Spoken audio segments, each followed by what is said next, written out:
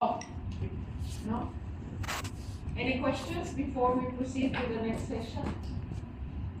Questions? Natulala. O, naintindihan naman natin, no?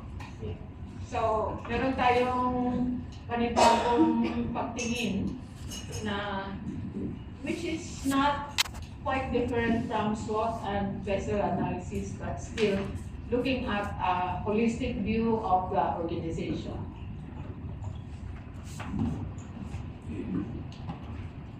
Sige. So okay na ba ang lahat? Naintindihan ba natin ang first session? Nag-level off na ba tayo kung anong gagawin natin? Give me a thumbs up, please. Consider ko nas bilang nakita ko. Okay? Alright, perfect. Palakpakan naman natin ang unang session. Maraming salamat. So,